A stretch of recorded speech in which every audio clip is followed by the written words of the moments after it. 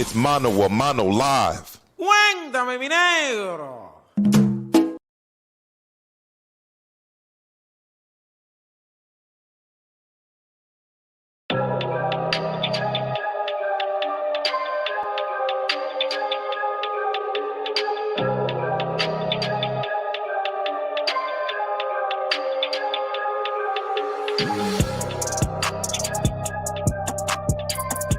Monday night, HCP, prime time.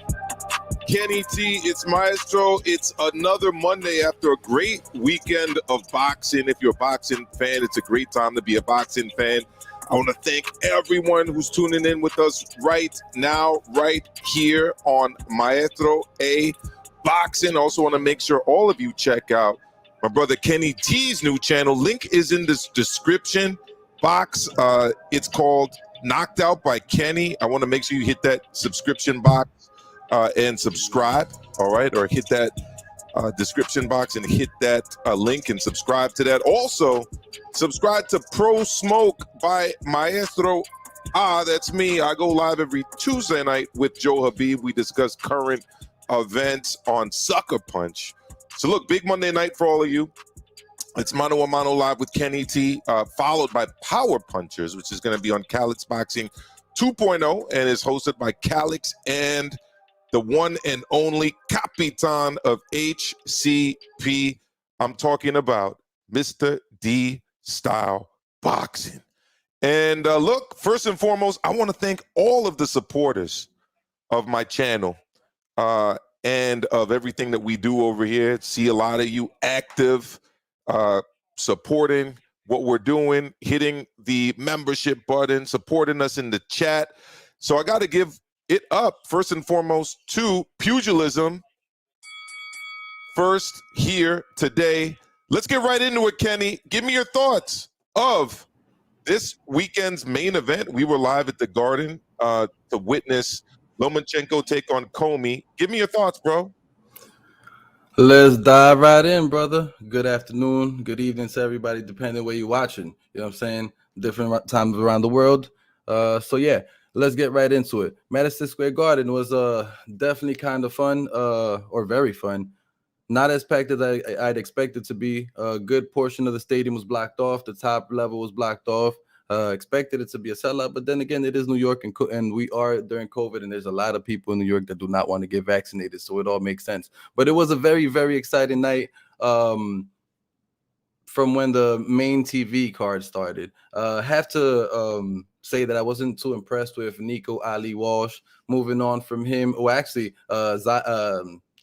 Zayas was fought right before him. I think that Nico Ali Walsh should have gone before Xander Zayas in the fighting lineup order. Xander Zayas definitely had a lot more fans and a lot more excitement, and he went in there and he executed. He did the damn job. That was a nice little knockout. Nico Ali Walsh didn't impress as much as I expected him to, especially in a 4-round fight. He's still fighting 4-round fights. I expect him to be, with the name that he's carrying on his back and with the skill that I expect that name to have, I expect him to be knocking. Yeah, Nico Ali Walsh. I expect him to be knocking. The Walsh name is ringing throughout the world, I guess, right? Yeah, not the Ali name, exactly, because he should have had that man out early, and he shouldn't have taken as much punches as he did, in my opinion. Moving on, Jared. Let me touch on that real quick, Kenny, before we move on, because I agree with you. We're there from essentially the first fight to the last fight. And all of you who attend these fights know how to divide it for TV purposes. We got the off-TV portion, and then we've got the main ESPN telecast portion. And as Kenny was saying, Ali Walsh kicked off the television portion, and Xander Zayas, shout out to Peter Khan, his manager, great guy. Xander Zayas ended the off-TV portion. Now, when they showed Xander Zayas on the screen, there was a big pop. When Xander Zayas walked down to the ring, big pop. Even with the Flavor Flav intro, I mean, there weren't that many screaming fans for Nico Ali Walsh, if I'm going to be honest with you. And personally, I'm not trying to hate on the kid. I've got nothing against him at all. I just think that a 4-round fight of that caliber, with those two fighters of that caliber, should not be leading off an ESPN telecast. That kind of fight is the definition of a bottom of the undercard kind of entry-level fight. And the performance put on by Xander Zayas should have been the performance that led off the telecast, in my opinion. Ali Walsh is a developing talent, if you want to call him that. He's got a long way to go before he's ready, I would even say, for prospect status. Xander Zayas is already there, and he's already getting crowd support and fan support. So, look, we got to give that kid his shine, and we got to put, in my opinion, Nico Ali Walsh in the developmental section, because it doesn't matter how many of his grandfather's scales he weighs in on, or how many times they say grandfather during a fight or grandson during the fight. It's not going to change the fact that talent-wise, I don't think that he's quite ready yet for main card ESPN level. But that's just my opinion, Kenny. Look, I co-sign that. I just think that Bob Arum is doing what Bob Arum knows to do, and that's to really grow his or do the best that he can to try to grow his homegrown talent. He's had Nico Ali Walsh as a beginning, so he's going to put him on his Lomachenko card and his biggest fight cards all around. It makes sense from his point of view. What is his name? For Bob Arum, I just said it. It makes sense from his point of view, but it doesn't really make sense from a Xander Zayas point of view or a fan's point of view, because the guy is obviously much more developed and much better and much further development status than Nico Ali Walsh is. But moving forward and continuing with the night, we had Jared Anderson, and he came out looking like a pimp. It was pretty dope. I knew he was gonna come out with that from beforehand though, because I saw it on a YouTube video. He was showing what he was gonna come out, but it looked pretty dope, creative, original. And as I read somebody say on Twitter, I don't know who it was, he didn't do the typical come out with a Mexican hat or Mexican colors, etc. But he did what he had to do. It was an exciting fight. He did what he had to do. It was very much expected what he did. Am I wrong? Maestro? No, you're not wrong. And unlike the opponent that Ali Walsh faced, I'm not saying that the Ukrainian guy that he fought was like a world beater by any means, but he had a pretty solid record and a pretty solid resume, especially for this level of his development, him being Jared, the real Big Baby Anderson. His opponent did not have a record just built upon guys with upside down losses. Like the guy that Ali Walsh fought, all due respect to him, Reyes Sanchez, I mean, he was undefeated going in there, but he was undefeated against guys with upside down records for the most part. He had his pro debut against a guy that was 0-11. Dude that Jared Big Baby Anderson fought was solid, especially for this point of his career, which is prospect level. And they were talking about prospects of the year. I really think that you got to put Jared Big Baby Anderson into that discussion of prospect of the year, along with Xander Zayas, who's continuing on with his development. He got the KO win. On to the next. Where he goes from here, not too sure. I was on the Undefeated podcast earlier. Actually, it wasn't on, and I was watching it. And they were mentioning, whether or not Daniel Dubois might want that smoke. That would actually be a fight that I'd love to see. Daniel Dubois against Big Baby Anderson. Not too sure Frank Warren would want to put Dubois into the mix like that. I'm not too sure whether Top Rank would want to put Anderson into the mix like that. But look, I think that that's like a beautiful boxing after dark level fight that I would definitely want to watch if it ever did happen. Bro, I 1000% agree with you. But look, I'm more on the side of Jared Anderson. I don't think that Frank Warren wants to put Dubious in there with Jared Anderson. Jared Anderson looking like a real killer. Dubious was looking like a killer before. Notice I'm not saying Dubois or Dynamite.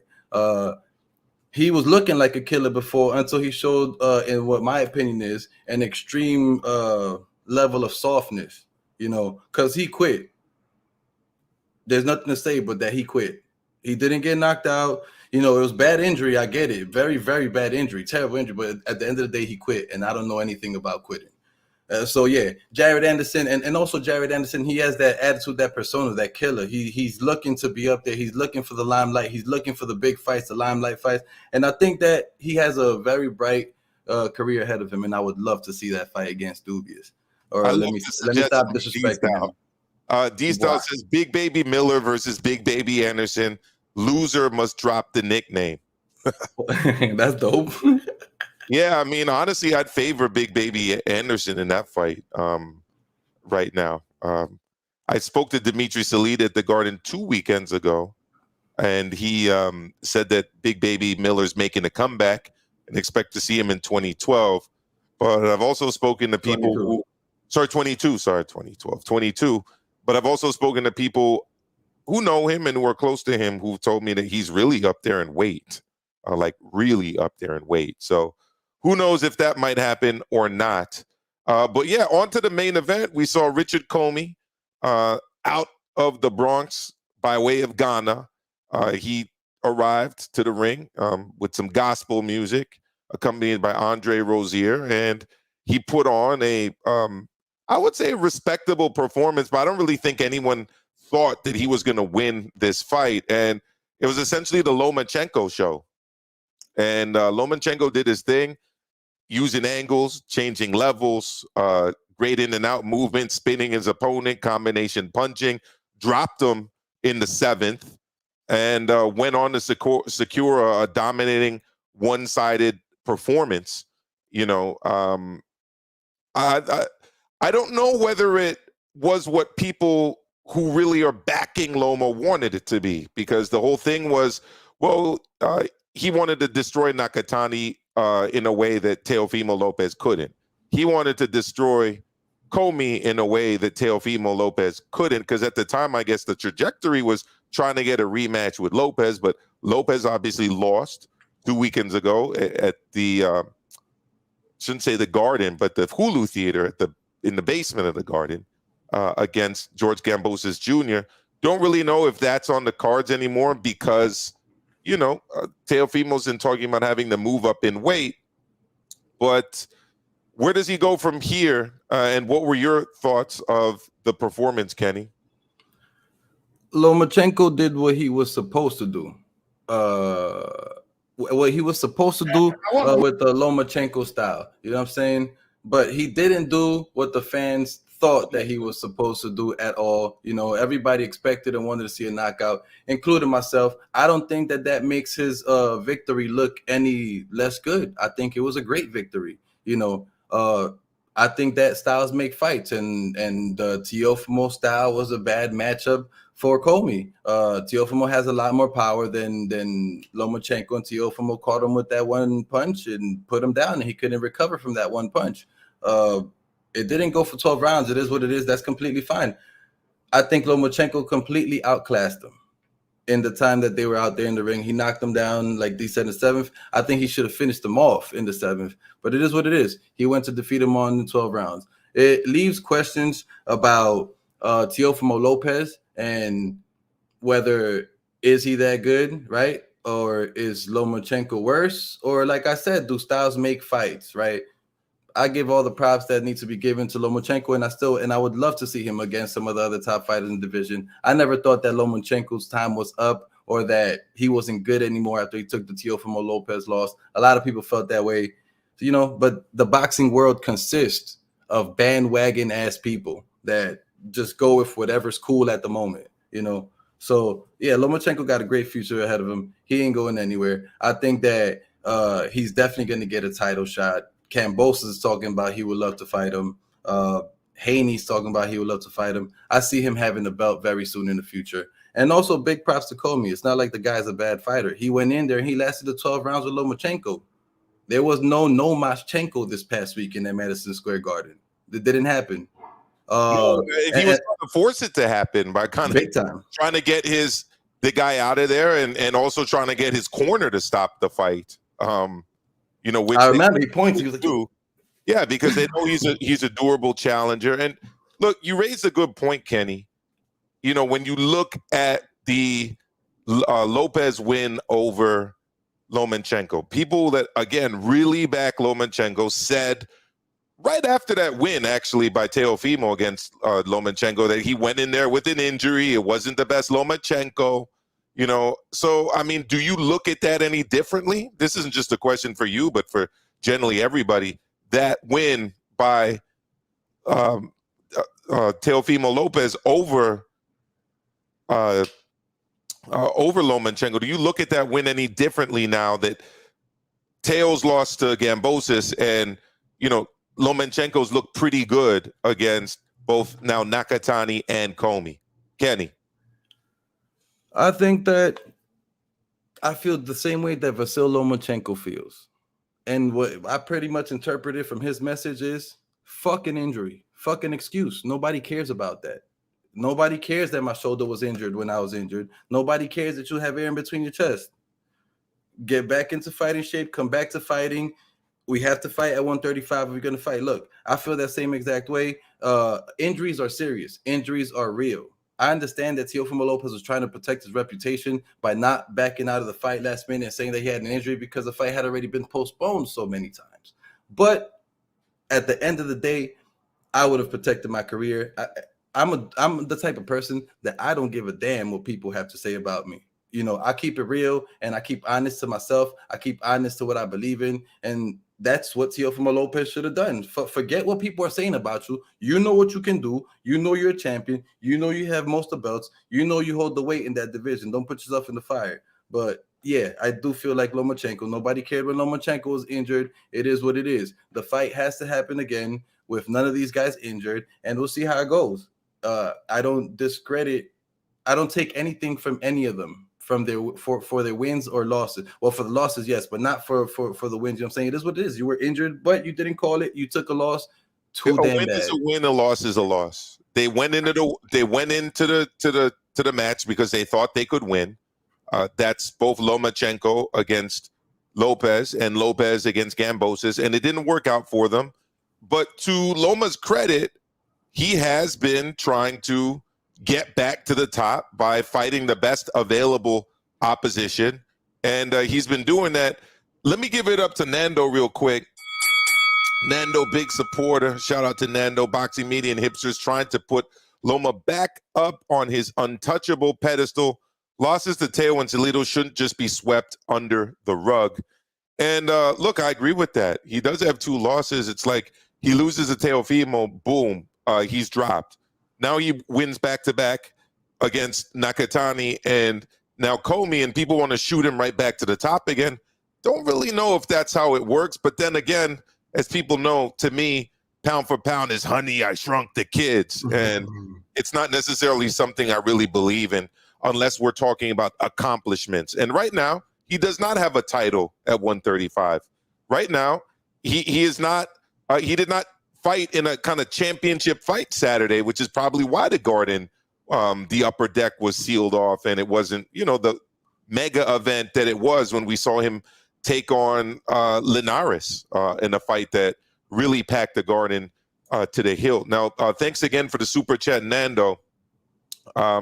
Reese Mack, great point. Maybe Teofimo shouldn't be allowing one of the strongest men in the world to punch him in the chest. It was Joe Habib, shout out to Joe Habib, who brought that to my attention. So the question, go ahead, Kenny.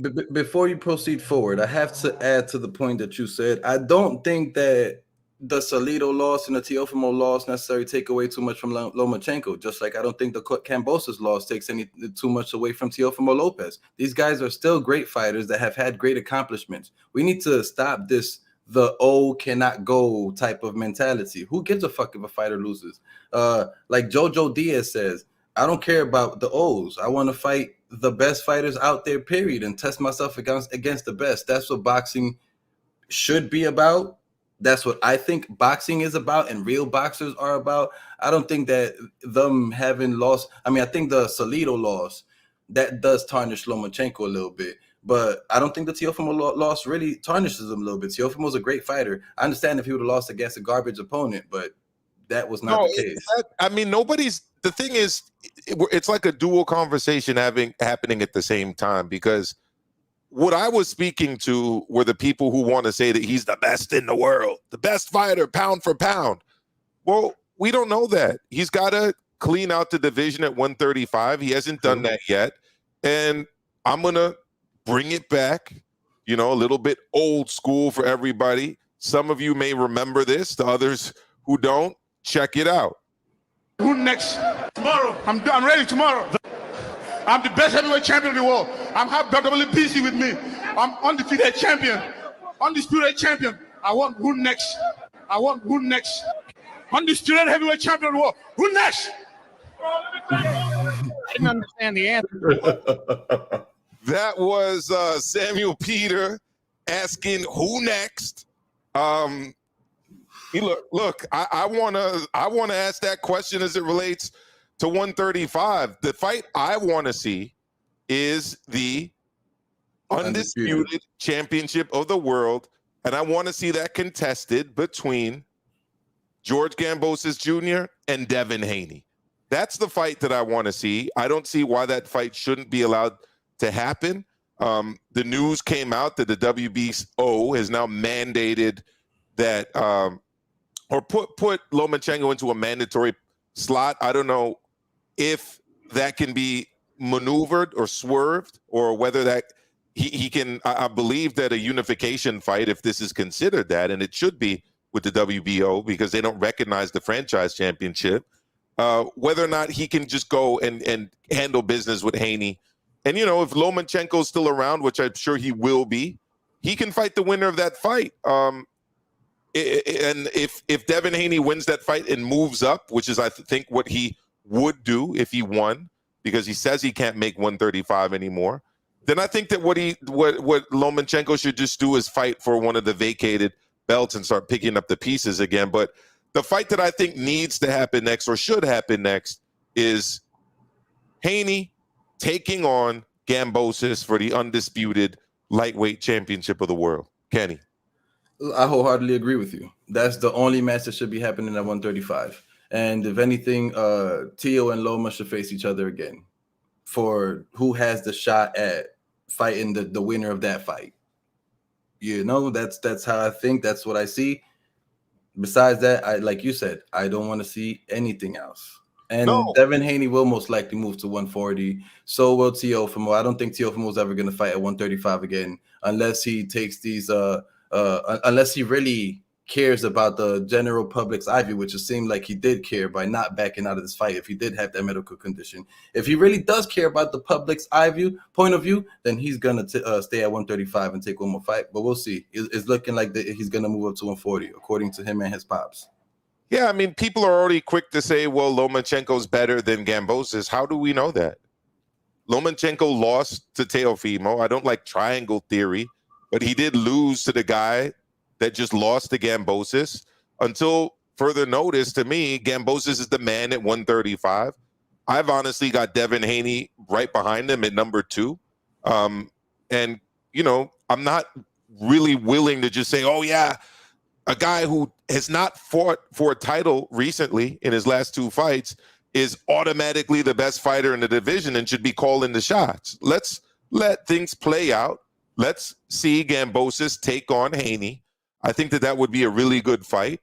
And you know what? On the other side, you know, where it's more about the celebrity status and the most popular guys taking each other on, maybe we'll get a fight between Tank Davis and Ryan Garcia, right? But on the championship side, let's let Haney and Gambosis duke it out, and there should be no problem with Lomachenko waiting his turn. You know, he just lost to Teofimo a couple fights ago. Yes, he's building his way back up, but in my eyes, I want to see Haney, Gambosis. That's the fight I want to see next. I wholeheartedly agree. I don't know if it'll happen. I don't know. Devin Haney looks like he's trying to have maybe one more fight at 135 and move up. And if that's not the Gambosis fight, then I don't know if that unification fight will happen. Unfortunately, very unfortunately. Gambosis, I do see Gambosis and Lomachenko on a collision course for the future, though. 100%. I see that fight happening because Gambosis is that man.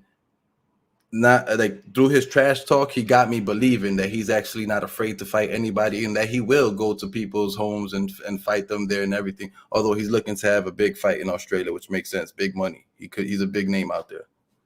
Yeah, and it's interesting that people are still, you know, debating the fight between Salido and Lomachenko. That was ancient history, at least to me. I mean, it doesn't really, it's not really relevant right now, at least part of this discussion. Salido got the win. He used roughhouse tactics, no doubt, but it was a legitimate loss. No one's discrediting Lomachenko's skills. You know, he took that fight on early in his career. Right now, though, where we are is we've got 2 guys with claims to the lightweight world championship. I think those guys should fight, you know, and that's what I want to see happen. Now, before we leave the topic of the lightweights for now, Kenny, and head on to some of the other action that took place over the weekend and stuff that's coming in the weekend ahead, I want to get your thoughts on this article that dropped on Boxing Scene, where the WBC president says that the franchise designation, this is courtesy of Boxing Scene, by the way, has given lightweights unbelievable activity. He's talking about the lightweight division. This is by Jake Donovan. He says, Mauricio Suleiman is pleased with the number of top-level fights that continue to come out of the lightweight division. Not quite as entertaining to the longtime WC president are the inquiries demanding he clear up the mess his sanctioning body has created at the championship level. Earlier this month in Las Vegas saw 3 claimants to the WBC lightweight throne, all under one roof. WBC lightweight titleist Devin Haney, interim titleist Jojo Diaz, and franchise champion George Gambosis, the latter who also serves as lineal WBA Super IBF and WO champ. The fact is, people can read this, but, you know, he's essentially making the claim that this franchise title, Kenny, has been a good thing because it's led to all of these fights that have taken place recently taking place. What are your thoughts, initial reaction to seeing that? I think that's trash, man. Look, I didn't like this guy the first time I heard him speak. I didn't like him the second time that dudes were trying to interview him, and when they would ask him about the franchise belt and its designation and why he came up with it and all that, he would just push them off and tell them that he was not answering questions about that. That if they had questions about anything else, that he would speak to them. But if it was questions about that, he'd just walk away. I don't like the guy. This article's trash. He's not speaking to a person who is very into boxing, who watches almost all matches, who does his research on boxing, who's on all these websites. He's not speaking to that fan. He's speaking to the casual fan, the person who tunes in to watch a Gervonta Davis fight, or to watch the Logan brothers, or to watch whoever on the main card or a big pay-per-view. That's who he is. I don't respect this guy. I don't like what he's talking about. It all sounds like trash nonsense from a millionaire dude trying to make more money and trying to promote to the like I said, the casual fan. Oh, see, you're getting all these fights because I put this belt, because I made this designation. That's why you're getting all these fights. When the truth is, bro, we're getting all these fights because they want to have one dude in that division that is the guy, and they're all willing to battle each other. Well, most of them are willing to battle each other currently. Not Ryan Garcia, but most of the rest of the guys. I would love to see him get back in the mix though, just because he's said his mental health issues, which I've said before and I'll say it again, I respect, does not mean that the guy is not skilled, and I would love to see him in there in the ring again soon, ASAP, against these guys that we're speaking of right now. Shout out to Calix Boxing. Make sure you subscribe to Calix Boxing 2.0 and check out Power Punchers, which is going to happen right after this show, live on his channel with D-Style Boxing. All right. He says hit the like button. Yes, hit the like button. Hit the subscribe button, hit that notification bell. Also, check the description box because you've got links there to Pro Smoke by Maestro, my other channel, and also Kenny T's channel, Knocked Out by Kenny. All right, we're going to be bringing you more content, okay? Not just here, not just across the HCP community, but also even beyond that. So, my response to this is, look, this whole mess was created by the WBC. They had an interim champion awarded a email title, it's been called, but it was the WBC Lightweight Championship. They allowed Lomachenko to vacate his title, collect a franchise title, and then take on Teofimo Lopez. All they had to do was essentially allow a unification fight over a mandatory defense and then mandate that the winner of that fight Devin Haney. But they didn't want to do that. So I don't really buy the argument that this has led to more fights. What I do think is that it's led to a lot of confusion. And hopefully we get to a point, like I said before, where this confusion gets settled in the ring between George Gambosis Jr. and Devin Haney. And then we can move on and, have one lightweight titleist who can defend his belts. And at least with Gambosis, you're talking about a guy who's staying at 135. Should Haney win, that would be great for him. It would be great, for what he's doing. And then I'm sure that he'll move up to 140. So speaking of things that take place above 135 pounds, afternoon on DAZN on Saturday, we saw Chris Algieri go to Liverpool and take on Conor Benn and get knocked out. I would even say brutally knocked out. It was really bad. Conor Benn actually held back from throwing an additional shot at the end, which I thought was very good sportsmanship on his part. So Conor Benn has been doing very well at the level that he's at. I'm hearing them calling out Adrian Broner. I mean, I get that fight. Adrian Broner has a name. Money. But he's not a player in the welterweight division right now. I don't think. I don't think he called him out though. Eddie Hearn threw him on his boat. Yeah. I mean, his promotional team, Eddie Hearn, Matchroom. I can see why they want that fight. Popularity. Yeah, he's popular. He's infamous or famous, depending on which way you look at it. He's got a name. He's got a lot of notoriety here in the United States. It's a U.S. opponent that has a name after Algieri that Conor Benn would be able to take on. At this stage, I think that that's a very winnable fight for Conor Benn. But I also think that Conor Benn has unfinished business in England and in Europe, and that's with the European champion David Avanesian. I think that that's a much more competitive fight than the fight that with Adrian Broner, especially at this stage. I'd love to see David Avanesian against Conor Benn personally, but I totally understand if they go with the business decision and they can lure Adrian Broner into that fight. Kenny, any thoughts? Adrian Broner would definitely take that fight. He'd probably get knocked out. Not that I'm giving so much props to Conor Benn, but he is a heavy hitter. He is stable and sound. He's, powerful. Like he doesn't have skinny legs and a big upper body, or vice versa. He's very proportionate, which means his power is coming from all over his body, not from one part. And that to me is very respectable. That to me means a lot. Could take a fighter a long way. And I think that Conor Benn, if he continues climbing up the ladder, I think he'll be okay and he'll be a competitor eventually. It's not Adrian Broner is not a fight that I like to see, but the other names he called out, like Amir Khan or Kell Brook, he said potentially the winner of that fight.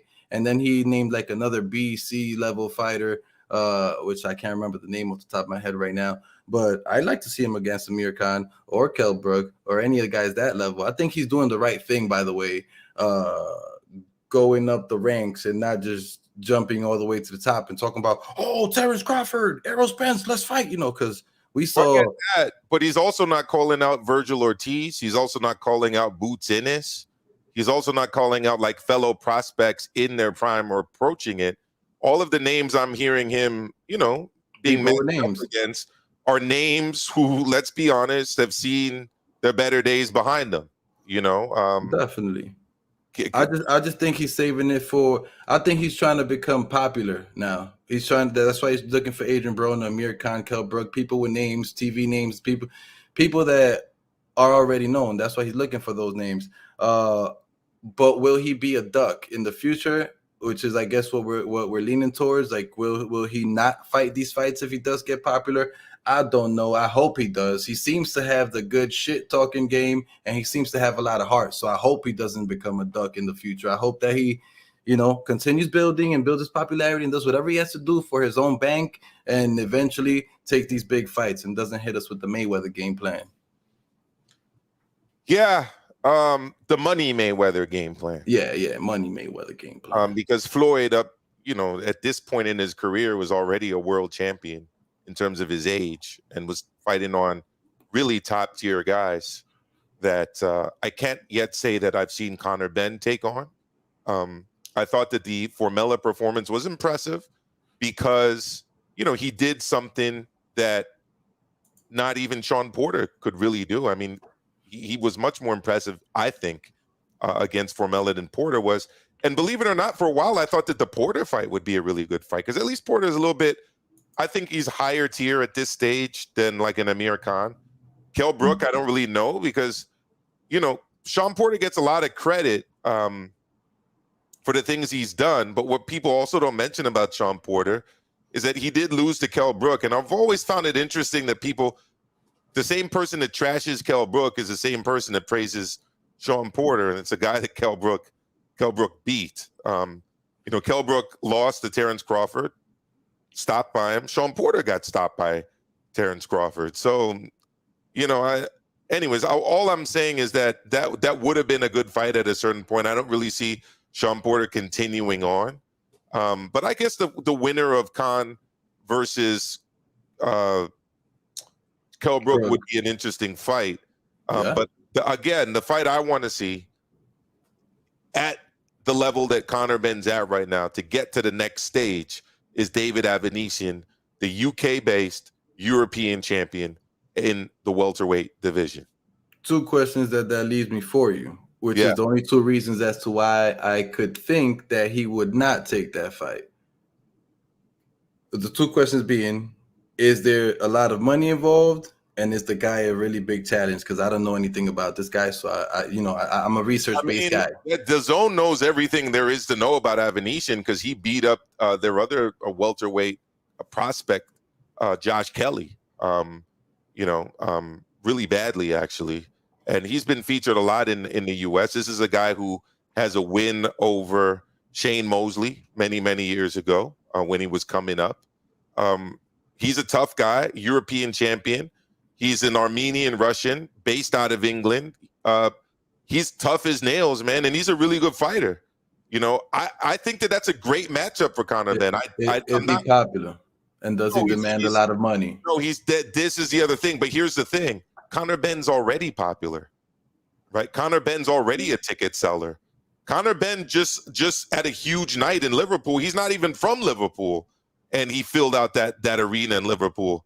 So Conor Ben doesn't necessarily need, you know, a big name, I don't think, to do box office numbers in the UK. What he does need a big name for, and maybe this is to your point, Kenny, is to kind of create a buzz for him here in the United States, which is where he's not exactly as well known, obviously, as he is in the United Kingdom. Yeah, exactly. I think that they're trying to build this guy before putting him against somebody where he could potentially get a loss. I think that that's what they're doing, because he's definitely at the level where he needs to level up and face more difficult opposition. He's shown that he has skill, that he has power. You know, he's just at the level where he needs to go up in opposition. And if he doesn't, it's because they're trying to make him popular. That's the only reason I could see. Because, I don't think Conor Ben is as popular as we're making him seem. Maybe overseas he's as popular as you're saying he is, but not in the U.S. I've never heard anybody talking about Conor Ben besides us serious boxing fans over here. So, you know, it is what it is, if you ask me. The guy is great. He's physically built well, and that's all that he's going to be. That's at least for the moment, till they finish building him and building his popularity. I don't see his team putting him into the fire. But he is at welterweight. Sean Porter's not coming anywhere. Sean Porter's retired. I don't even want to speak about Sean Porter because he's retired. At welterweight, I don't see him having. I don't see them putting or him asking for that fight, or the maybe even entertaining the offer if he was to say that he wants to fight Terence Crawford and Errol Spence. Those guys need to fight each other. And that joke needs to stop already with them individuals. Yeah, Conor Ben, it is what it is. I don't see him. Who would I put him up against? I'll let you know right now. Let's see. Looking up the welterweight fighters, so I could let you know who I would put him up against. I don't know the fighters off the top of my head. Fighters in the welterweight division, right, Kenny? Yeah, not the popular ones. So the guys that are ranked in the same vicinity as Conor Ben, because I don't want to see him against any of the top guys, or at least I don't think any of the top guys would entertain that at the moment. Yeah, so a couple of numbers that I did see in the chat that I'm seeing right now is like Jaron Ennis. I don't see them putting I don't see Jaron Ennis entertaining that or him entertaining that, because I don't think either of these guys are guys that are trying to lose to equal level opposition. If they lose or they risk something, I think that they want to risk something against the likes of Errol Spence, Ugas, or Terence Crawford, somebody that has a belt or someone of higher caliber. I mean, I could throw out a name like Stanionis, who I think would be a great fight for him. He's highly ranked, but the question is, if you go back to what you were saying, Kenny, is he popular? Does he have a big name? Is he somebody that they'd be looking at in that regard? And probably not. You know, there's fights for him for sure at welterweight. The question is, where do they go? Because a lot of those fights are difficult fights, right? And if you're gonna get out there, I mean, it is prize fighting. They are gonna put him in against someone who does good business, which is why I think we're hearing the names like Broner, like Khan, like Brooke. These are people that are well known in the UK and are also well known here in the US, and honestly are lower level threats for him than guys like Stanionis, Virgil Ortiz, Boots Ennis, and dare I say David Avanesyan, all of whom are much higher risk, much lower reward. Is Virgil Ortiz that big of a challenger? Is Virgil Ortiz a big threat that would defeat him? Or put it like this. Let's compare him and Virgil Ortiz. Do you think Virgil Ortiz is similar level, better than him, worse than him? Who do you think? You know, because from what I saw in Virgil Ortiz's last fight, I wasn't really impressed. He was getting hit with a lot of punches, and he usually does get hit with a lot of punches. And Conor Ben seems to have a lot of power. And I think that that's a bad mix. A guy that gets hit a lot versus a guy that has a lot of power to hit with. I mean, look, do I think that Conor Ben would do well against Maurice Hooker? Yeah, he probably would. I mean, Mauricio Herrera was a good name on Virgil Ortiz's record as well. The Mean Machine Kavalishkis was his last fight. That's the fight you're referring to, I think, right, Kenny? Sorry, repeat that. I was laughing at this. I mean, Mean Machine Kavalishkis is a good fighter. You know, you are going to get hit by him. I don't think he got hit like too much personally. He's an offensive fighter, so he is going to get hit. But I thought that he didn't. I wouldn't necessarily say that he got hit too much. But to answer your question, yeah, I think Virgil Ortiz is right now above Conor Ben, in my humble opinion. And Boots Ennis doesn't necessarily have the record. You know, he doesn't necessarily have a lot of great names on his record, but Lipinets was a good win. And, you know, even his last fight against Delorme, the way he ended it was spectacular. Yeah, you know, but the Delorme, the first round. Delorme, bro, he seems to be washed up. Is a lower caliber guy than Algieri at this point? Probably. So? Yeah, because Delorme, when I last looked him up, he hadn't really fought in such a long time. He had lost most of his last fights. Delorme shouldn't have even been in the ring. I think that was just to get him out, not try to knock him out, opponent, because he hadn't been knocked out up to that point. But the eye test, as we say many times, the eye test does tell me that Jaron Ennis is more skillful than both Virgil Ortiz and Conor Ben. I agree with that. If you're basing it on the eye test, absolutely. But there's one thing that Virgil Ortiz has that is a huge intangible in the sport, and that's cardiorespiratory endurance. That guy has cardio for days, and he can hit too, and he's got a good chin. So I rate him very, very highly as well. He doesn't seem like he's trying to take risk either, though. Virgil Ortiz? No, he's been calling out the big names. At Mean Machine is a great win, I think. It is. Kavalishkis is the same guy that gave Terrence Crawford a lot of good rounds, you know? So I think that was a great win, personally. But let us know in the chat what you guys think. I mean, where do you rank Conor Ben? Along the likes of Boots Ennis, along the likes of a Virgil Ortiz? How would you rank those three prospects in the welterweight division / contenders in the welterweight division? Because those are the guys that are creating, you know, the biggest buzz. And yes, Kadiali Bodiang, I agree with you. He did drop Terrence Crawford. And, you know, I think we all saw that in the replays. That's a solid dude. And Virgil Ortiz got him up out of there. So Steven Ochoa says, I just want Virgil to tighten his defense up. He was scaring me versus Mean Machine. He was getting clipped. Yeah. And Ted Ortengo says that Virgil called out Crawford. He did absolutely call out Crawford. You know, he's signed the Golden Boy. So we'll see where he goes in the welterweight division. I mean, most of the top welterweights are signed with the PBC, you know, at least here in the United States, the champions. I know we usually don't speak much about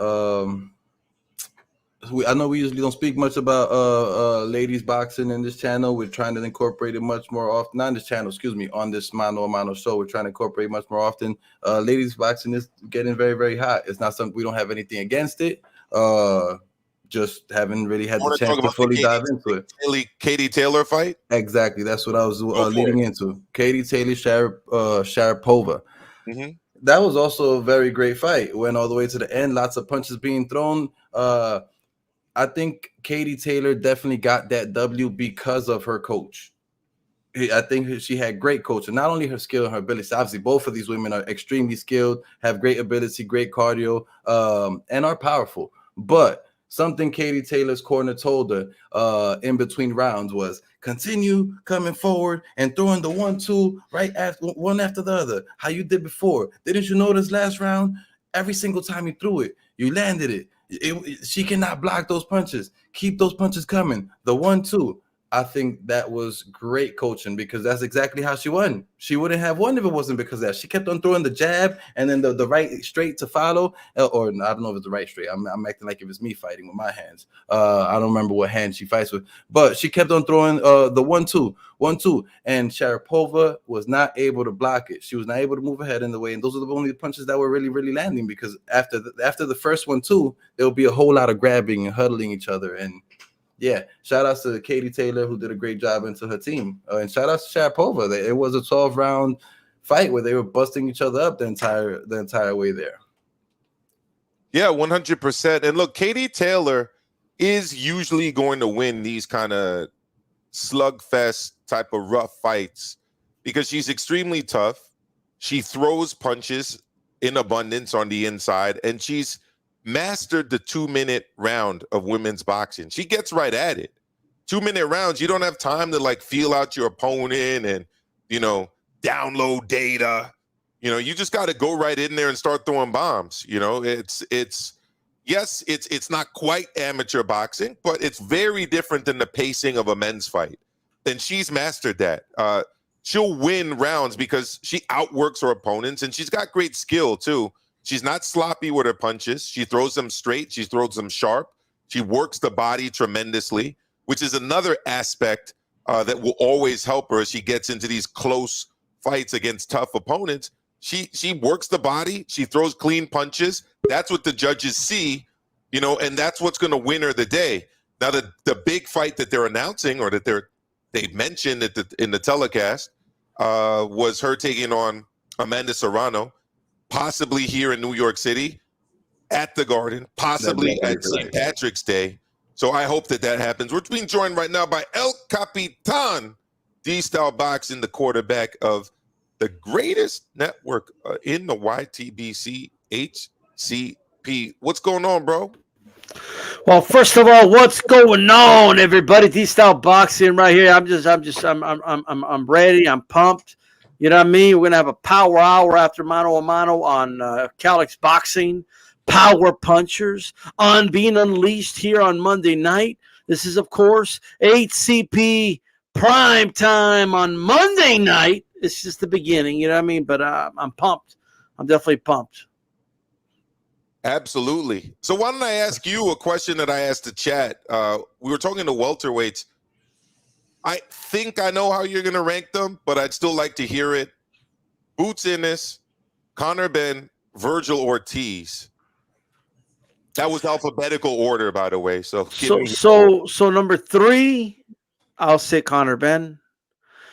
2, Boots. 1, Virgil Ortiz. He's the most tested. He's been the best opposition. And to me, I know he gets a lot of criticism, but he has, in fact, passed every test with flying colors. I mean, he didn't get knocked down by Mean Machine like Crawford did. Just saying. No, he did not. I'm very impressed. I've always have been by him. Also, by the way, his dad has helped his career, kind of taking a back seat, letting experts onto the team to handle their duties as chief second. I think Virgil Ortiz has always improved as well, bit by bit, in his fights, and let's be honest, and here's what I am going to say about Boots Ennis. As much as I like him, if you look at his development, a lot of his wins are against guys with upside-down records. They actually are. That's not the case with Virgil Ortiz. Or coming off losses. Yeah. Or coming off losses, exactly. I think I'm going to have to agree with you on that one. Eye test-wise, Kenny, I think that Boots is like spectacular talent, obviously. Eye test-wise, yeah. But in terms of accomplishment so far, if I'm ranking accomplishment, it's Virgil Ortiz, it's Boots Ennis, and then it's Conor Benn. And like I said, I want to see Conor Benn take on a guy like David Avenetian more, just from a boxing fan's point, more than I want to see him in against, a guy like Amir Khan or Adrian Broner. Now, if Brook looks good against Khan, and by the way, I think he will, then I wouldn't mind seeing Kell Brook, because I'm not one of these guys that just dismisses Kell Brook. Like, you look at his record, who has he lost to? Triple G, Terrence Crawford, and Errol Spence Jr. Those aren't three bad names at all. A lot of guys don't come out with a win. Most of the guys. No, and he has a win over Sean Porter. And yes, that was a convincing win over Porter. And it wasn't in the UK with UK judging. It was right here in the United States. No excuses. So I'm a big fan of what he's done in his career. I felt it was, it was a money grab, I think, going up to fight Triple G. But he got very well paid for it. But he also got his orbital bone broke. But should he look good against Amir Khan? And like I said, I think he will. I think that I would definitely co-sign that matchup for Conor Benn. But like I said, I'd prefer to see him right now against David Avanesyan. What would you like to see next for Conor Benn, D-Style? I do like the winner of Kell Brook. I don't like Adrian Broner, right? Like I don't. I think. Can we stop? Like, is Broner going to turn into the Brooklyn Brawler of the welterweight division, or what? Like, is that what it's becoming? Like, or what? Because that's where he's going. Like, they're going to turn him into the jobber of like boxing, and I just think at this point, I don't think they should pursue that fight. I find it strange that he wants that after the Brook Amir Khan winner, which is kind of crazy. You would think the winner of that fight's a bigger challenge, my opinion, but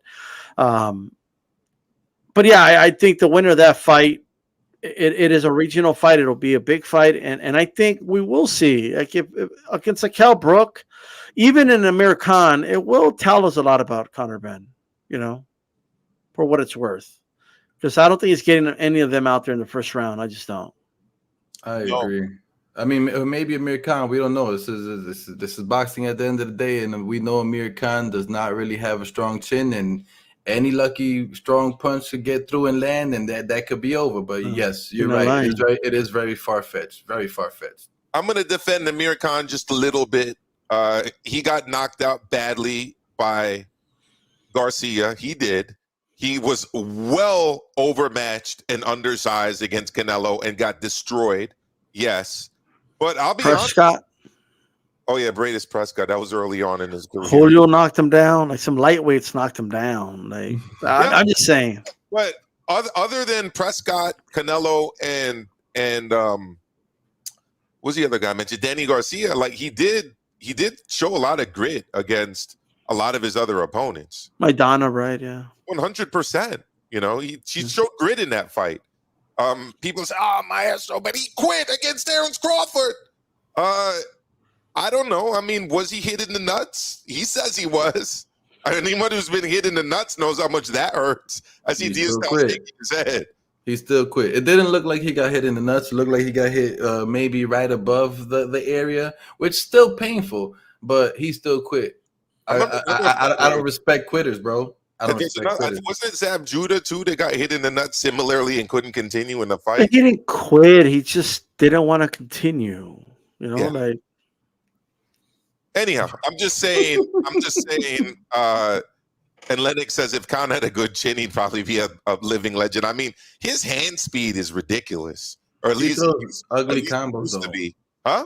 Doesn't he throw ugly ass combos though? His combos aren't in any specific sequence. He just be out there talking about literally like I mean, I've seen him try to do that when he gets guys hurt, but I also, I look, Amir Khan is one of the guys in the sport, believe it or not, who I think gets a little bit too much criticism for what he's accomplished. He was a 17-year-old that won an Olympic a silver medal. He was obviously given a serious promotional push when he turned pro in the UK. He does lose points for not taking on Prescott in a rematch. I think he should have tried to avenge that loss. But if you look at the total of his career, I do think he's done pretty well. And he also was at the short end of a performance that I thought he did pretty well in, which was against Peterson. I don't know if you remember that fight, but look, in the grand scheme of things, I think he's had a pretty decent career. Just my opinion. But let's move on to a guy who's had an amazing career, should be headed to the Hall of Fame, has had an amazing resurgence at 118 pounds since moving back down to the division. He gave, in a way, his best performance ever. And since then, it's been spectacular stuff.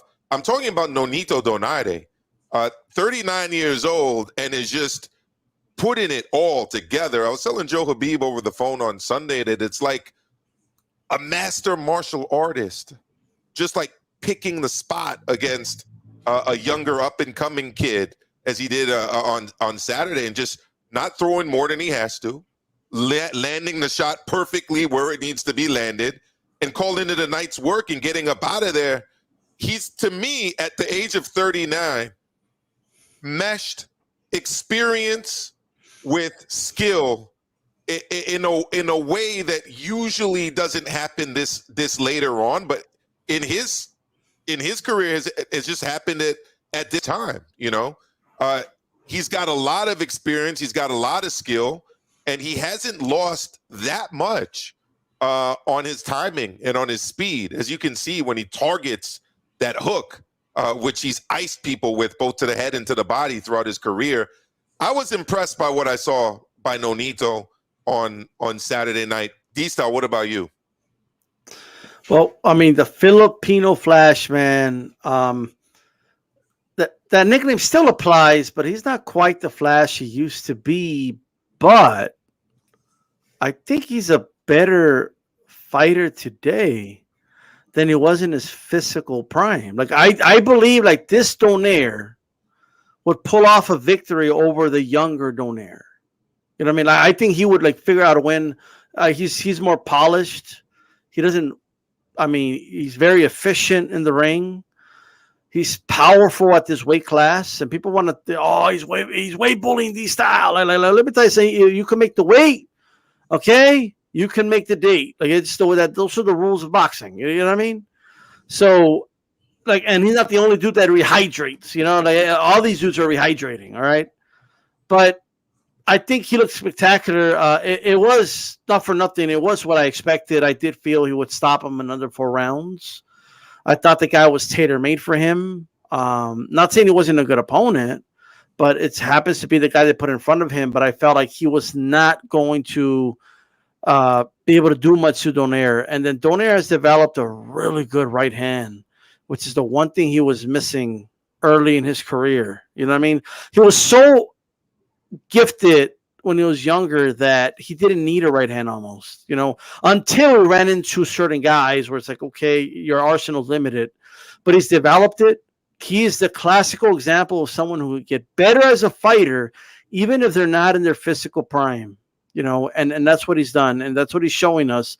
And I will say, while I do favor Monster, that is not a gimme. It just isn't. Absolutely. And, salute to everybody in the chat. And yes, as New Media Today USA Boxing says, hit that like button if you are new to the channel. What I'm going to say is this. A lot of his prime was spent fighting out of his weight class, where he was probably a lot slower, was definitely looking a lot softer, was not as cut up or as ripped. You guys remember he went all the way up to 126, and he just didn't have the snap anymore. He didn't have the kind of speed, and he's countering all of these like old adages or narratives in boxing of, guys are old, especially in these lower weight classes at this age. Guys struggle when they go up in weight and come down again. To me, he looks stronger, faster, sharper, more accurate at 118 pounds than he did at 122 or at 126 when he was younger. Kenny. I have to definitely agree with you. He also looks more powerful at this moment. And he goes to the body a lot more, I feel, now than he did before. Look, I have to agree with you. I don't think, and I've said this before, just because I'm very big into physical abilities, into working out, into health. Age has nothing to do with abilities. Age has nothing to do with physique. Age has nothing to do with guy getting better or worse or any of that. The only thing age has to do with people is a change of mentality, a laziness. People start eating whatever the fuck they want. Oh, I gotta live life a little and all this other stuff. And people leave the training behind and don't train as hard. People start making money and they get carried away. They get lost in the sauce, as this great rapper Gucci Mane once said. Got lost in the sauce and start getting carried away. And then, you know, instead of being a boxer that, you know, is super healthy, has never drank, has worked out and eaten healthy his whole life, now you got dudes who have ingested tons of drugs and tons of alcoholic beverages at the age of 30 plus, and skills start going down because health starts going down. It's not because, oh, you get older, you suck all of a sudden. That is not the case. If you work out, you eat healthy, you take your vitamins, you stay on top of your cardio, your heart, and everything, you will not deteriorate in power. Yes, it'll be harder to maintain because the level of testosterone goes down in the body, but you will not lose your power. You will not lose your speed. You will not lose your ability if you just maintain the same discipline. But people have trouble maintaining that discipline after the age of 30. Well, it's funny you mentioned testosterone, Kenny, because that also goes down the higher your body fat percentage goes up. And like I said, he was looking not as lean, not as cut. I thought he lost a lot in terms of, again, the guy that iced Darchinian, that guy was not the same guy at 126 pounds. He just wasn't. The guy that iced Montiel, he wasn't the same guy at 126 pounds. He just wasn't. He went up in weight chasing the bag. That's where the money was, because let's face facts. Unless you're fighting out of Japan, especially like 10 years ago, there was not a lot of money in the United States for fighters below 126, or definitely not below 122 pounds. It's the reason Rigondeaux didn't fight at 118 and then kind of started fighting at 118 again later in his career, you know, in his close to 40s. But Rigo went to 122 and then higher than that because that's where the money was. Nonito has decided, you know what? I'm going to plant my flag at 118. This is where I'm the best. This is where I'm the strongest. This is where I'm going to finish my career as a world champion in the best fights. And I got to ding the bell for that, because there's nothing to complain about here. Also, the fact is he wants to take on the best. Like, he wants to rematch Inoue. I don't think he got enough credit for that fight against Inoue, because you know what? A lot of people were reading vigils for this dude before he went out to Japan for that fight, because they thought he was just going to get destroyed. And he broke an orbital bone in Japan. He's been ripping up livers, as I saw G Hizzy saying. So let me shout out my brother Nopal, though, another member of the HCP network of champions. Okay. You got to check out Al Chile on Chicano Profit. He says Nonito has been around for so long and can still snag belts. Would love to know how you all assess his overall resume. Hall of Fame career. That's how I rate it. Hall of Fame career. D-Style. He's already in the Hall of Fame. Like that's everything right now is just like extra. Like, you know what I mean? Like, that's what right now is. And I like how you put it, like he's like a martial arts master, because that's how he approached this. Like, he was sitting down, like he was Mr. Splinter at the press conference. You know what I mean? Like, I'm just like you know, the dude's zen. You know, he's sitting Indian style. He's talking like a master, and he's talking about this kid right here. You know, he's gonna do great things, but right now is my time. And then after the fight, he's like, hey, if you ever need anything, I'm there for you. You know, come to my dojo. I will teach you the way. Like, you know what I mean? You will have a future, young man. Like he's still, like, he's molding these young kids after he knocks them out. You know what I mean? That's exactly it. One of my best friends, you know, is actually a black belt in Shotokan karate, and is for a long time was the president of a national federation in Central America and a vice president of the Central American Federation. And when I used to see older guys do kumite against younger guys, you know what it was, D-Style? Yeah. One kick, boom. One punch, boom. Rib broken, liver shot. That's it. They're not out there trying to played a young man's game against the young lion. Like, that's what it reminded me of. He did what he needed to do. He knew where he wanted to land that shot. He couldn't land a hook to the head. He admitted it. So what did he do? He saw the opening. Boom, one shot. It's over. Call it a night. So amazing. Martial arts style, yo. You know? So amazing. So accurate. It's so like that's what powerful. Canelo did. He went to go console Plant like after he knocked him out. You know what I mean? Like, it's okay, my friend. You know, we're both human. You know, let's live life. You know, and I forgive you for everything. We're human. You know, like, let's say what's the Zen stuff. It's that master mentality. I do got to get going, guys. Mano a Mano live, ladies and gentlemen, with Maestro A and Kenny T. Hit the like button. This is HCP Prime Time Monday night. And we'll see what power punchers after Mano a Mano at Calix Boxing. Peace out, guys. 100%. Link is in the chat. I'll be dropping it later. Make sure you go over to Calix Boxing 2.0, and the conversation will continue over there. But before we get up out of here, we still have a few more minutes. So stay with us. Don't run away. Don't run away just yet. We're right here. We're not going away just yet.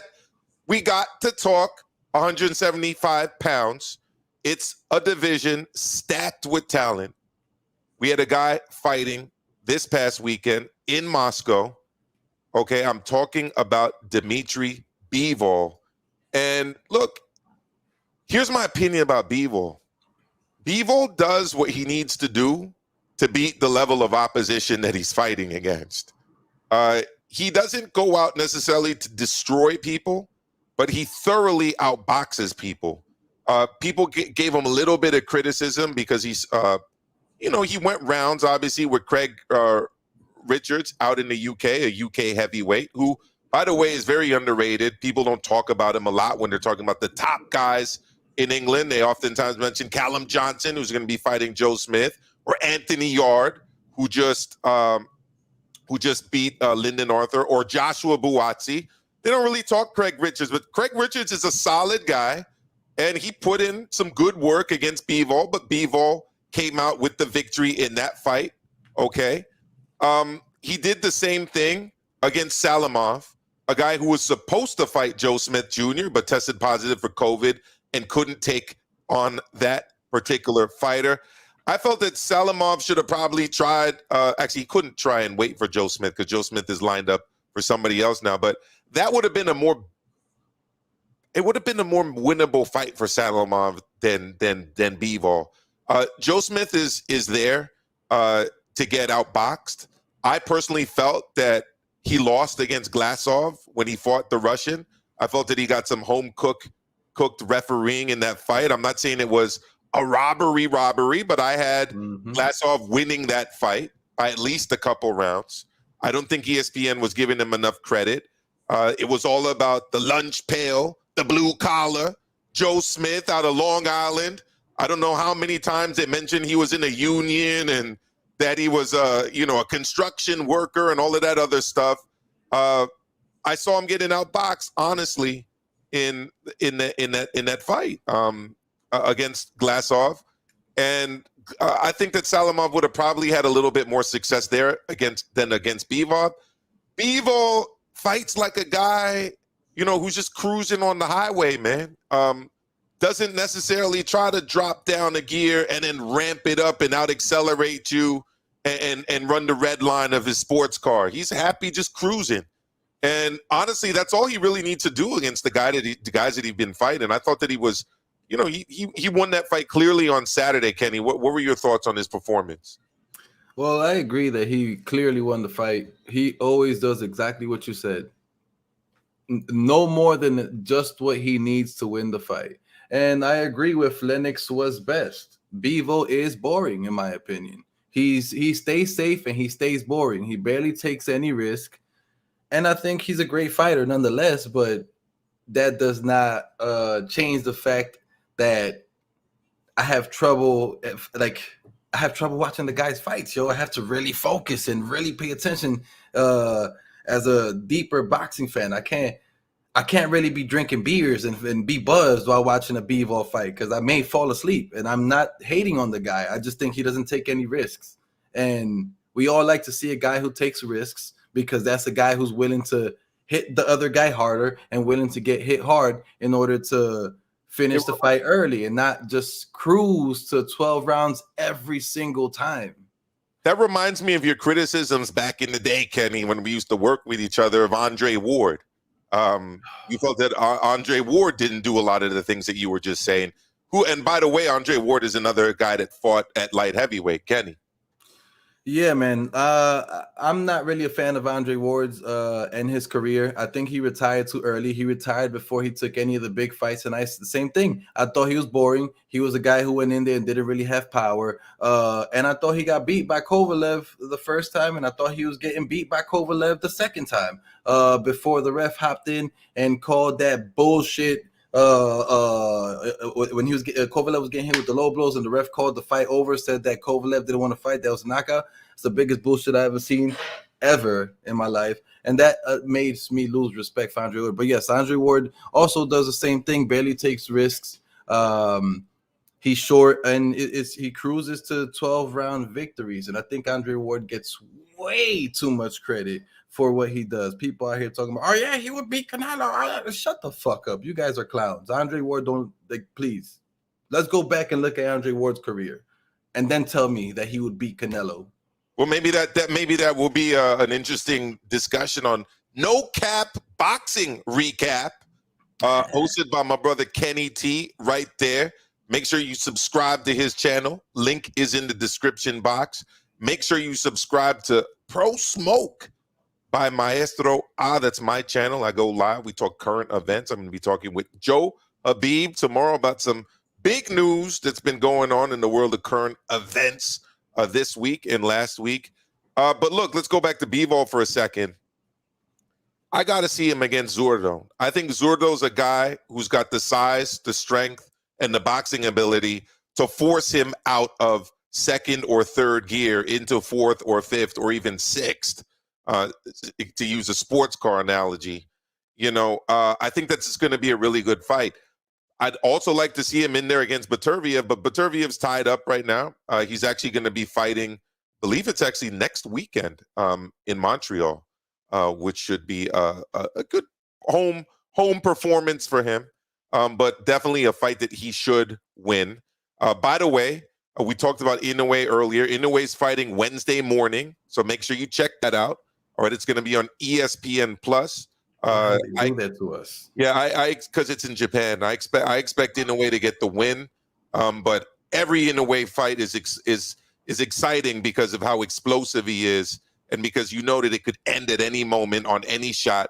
He's going to be taking on Deep Payan, out there in Tokyo. So I think that should be good. We've also got Mendes Taniguchi on that card as well. Another decent fight. So if you're at work, you may want to sneak out to the break room or to the bathroom and whip out your phone and watch some fights if you can. Wednesday morning. I believe the main event's supposed to start about 10 a.m. Eastern Standard Time. So do the math if you're anywhere else. So that's what I think should happen with Bivol. I'd like to see him in against Ramirez. We'll see what happens with the other fighters. I think that Joe Smith will likely take on Beterbiev because they're both top-ranked guys. All right, so that's definitely a makeable fight. Bivol should take on Ramirez. They're both allied to DAZN. So to me, that's a makeable fight. Lastly, and we'll get into this later, probably on No Cap Boxing Recap, and definitely I'll try to go live before this fight happens. Derek Chisora against Joseph Parker. I've got Parker winning the rematch. I think he's prepared well. He's going to have more time to blend and mesh with Andy Lee and Andy Lee's training style. I don't think that there's room for improvement with Chisora. I thought that we saw the best of Chisora. We've seen it already. I think that there's room for improvement with Joe Parker. That's my opinion right now. I'll give a full breakdown of that later on. Kenny. I agree with you on that, though, but I'd like to go back to you saying that Joe Smith and Bivol should fight fuck that. I think Bivol and Better Biev should fight. Those are, in my opinion, are too big of names, and I want to see fucking. I didn't say Joe Smith Bivol. I said I said Joe Smith Baturviev, and I see it happening because not Bivol. I think it will happen because they're both signed the top rank. That's the only reason I threw that one out there. Gotcha. I'd also like to see Bivol Baturviev, but I just don't think that's as makeable a fight. I mean, whether it's makeable or not, I don't know. I don't really look into the depths of boxing like that. But I do think that would be the fight that I would rather see, because I don't think Bivol's tested, and I think Better Biev will come in there and with the fire. You know what I'm saying? Better Biev is more my style, my type of fighter, aggressive, all very good defensive, very, very sound fundamentally, but willing to take the risk and willing to go in there for the kill. That'd be my preferable fight. But yeah, you're right. Those other fights, I guess, seem more makeable because they're from the same stable. So it makes complete sense. And there you go. We've pretty much hit most of what we wanted to talk about. Make sure you go over to Calix Boxing for the remainder of HCP Primetime. Okay. The discussion is going to continue on over there. The link is in the chat. Make sure you hit that. Make sure you let them know that Maestro and Kenny T sent you over there. All right. Let them know. All right. That the flow is working perfectly on Monday night, HCP Primetime from Maestro to Calix. All right. I also want to remind you to subscribe to Pro Smoke by Maestro A and to Knocked Out by Kenny. Both links are in the description box. Hit those as well. Hit the like, hit the notification, hit the subscribe button, and head out right now to go to my brother Calix. He is live. That's going to be it for Mano a Mano. HCP Primetime continues. We'll see you back here, right here, 8 p.m. Eastern next week. That is it for us. We are out of here.